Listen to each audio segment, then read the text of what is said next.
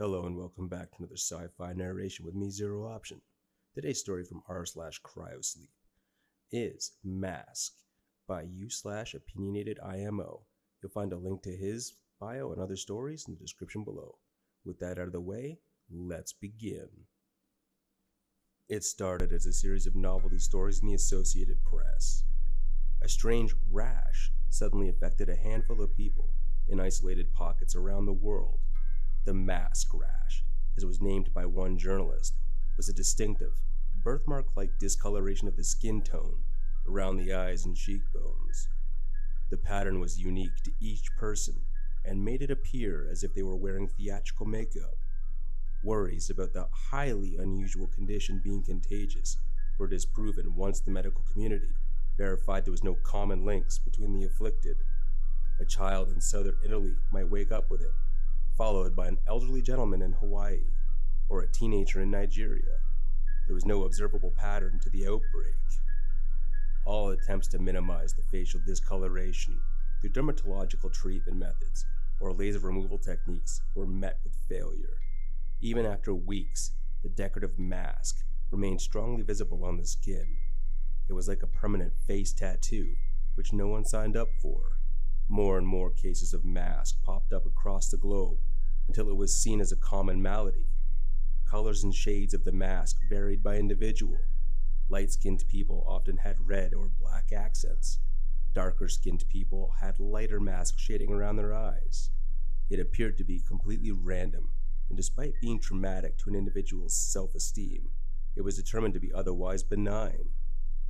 Interestingly, not all victims of masque were disheartened nor depressed by the sudden and permanent change to their facial appearance. Many in the extreme tattoo and body art counterculture saw the bizarre affliction as free ink. Only after several world leaders were stricken by the dramatic discoloration did the condition take on a life of its own. When the President of the United States and France announced they also had masque and were not going to cover it up with makeup, it brought to the realization that no one on the planet was immune. Though their efforts to normalize what was unavoidable and irreversible, a renewed sense of calm was achieved to many struggling with the drastic change to their identity. Theologians and scientists theorized about the deeper meaning of the masque. Despite utilizing different schools of thought as the basis for their rationale, they arrived at a surprisingly similar conclusion. It was all seen as evolutionary adaptation to humanity, or the mysterious will of God. An estimated 20% of the population had already developed the unique facial splotches, and projections assumed the rest of the world would eventually follow suit. Scientists initially had a difficulty accepting that an evolutionary change of that magnitude could occur within the span of just a few months worldwide.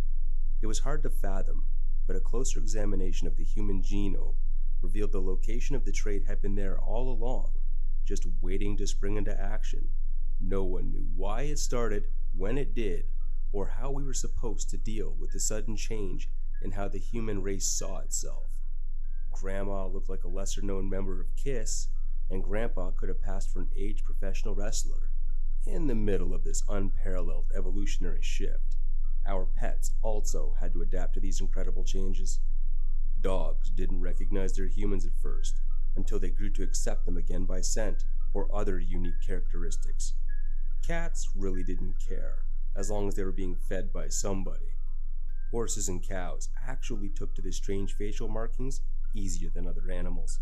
Their acceptance was theorized to be because they often had unique markings of their own fur, which resembled the masque phenomenon on our faces.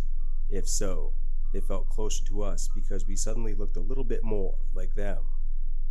By far, the most beneficial aspect of masque upon mankind, however, was the cultural bonding effect it had on the population. Unique racial and ethnic traits were less obvious once every face you encountered had a colorful masque decoration on it. Suddenly, the superficial issues of the past took on less significance, until many of the arbitrary things we fought over seemed silly and pointless. The number of wars was rapidly reduced in light of these global changes, which took place in the span of a single year. Perhaps all it took was a single biological distraction to remind us that we are really just one race of creatures in service to our cats.